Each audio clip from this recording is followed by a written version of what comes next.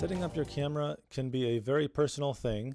A lot of people do it very differently, but here are a few things that I like to set up when I first start using this camera.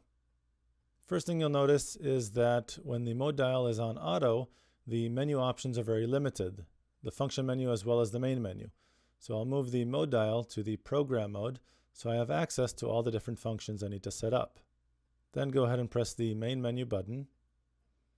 And then I'll go down with either the control dial or the up and down navigation buttons to the digital zoom function right here. Digital zoom is really not something you want to do with the camera. It's something that you can do in the computer with a lot more control later on. Using the digital zoom will only degrade the quality of your final image, so make sure this is turned off. Everything else in the record tab is set up pretty much the way I want it.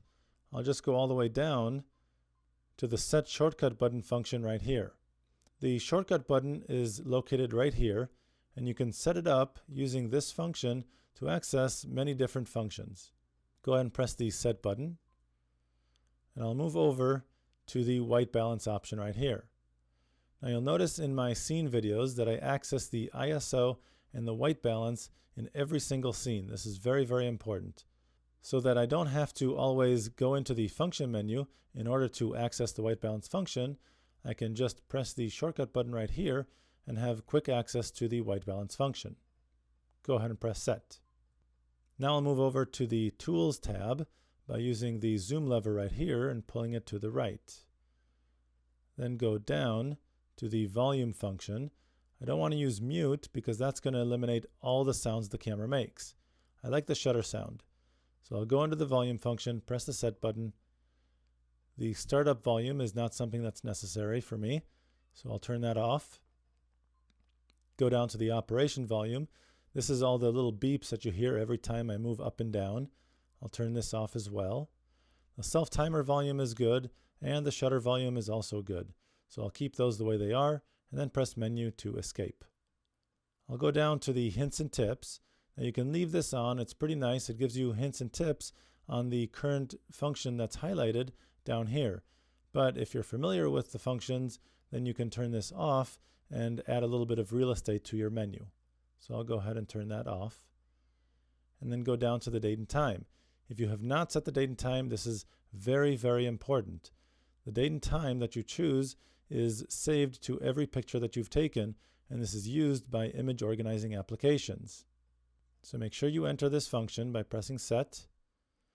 Use the up and down navigation buttons to change the value of the highlighted field, and use the left and right navigation buttons to move between the different fields.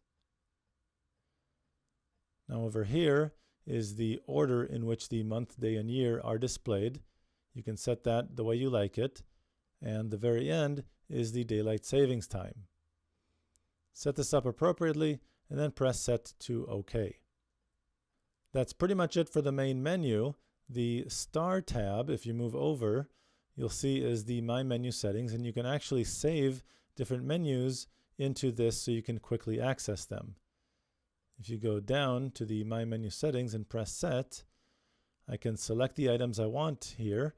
For example, the autofocus frame, as well as the servo autofocus, and then press menu to go back. I'll set the My Menu to default by going down here and pressing yes, which means when I press menu and then menu again to escape, every time I press the menu button, the first thing that's accessed is the My Menu tab. So I can quickly access these saved menus. Even if I left from the record tab, for example, once I press menu, the first thing that comes up is the My Menu tab.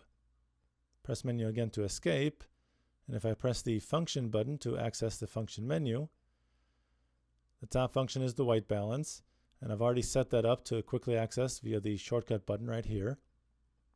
I'll go down to set up the quality and resolution. The resolution by default is large, which is great, that's what I want. But if I press the menu button right here to access the image quality, you'll notice that it's only set to fine instead of superfine. So I'll move over to select the superfine quality. If I go up to the file format, you can see here I have JPEG selected. This is the default setting. My other option is RAW or RAW plus JPEG. I pretty much never use RAW plus JPEG. I'll either use RAW or JPEG. For beginners, I highly recommend sticking to JPEG because RAW does require a bit of work on the computer later on. However, having the RAW file format available is a very, very nice feature that this camera offers. Choose the file format that you would like to use and then press Set to escape from the function menu. Now you're ready to take your picture.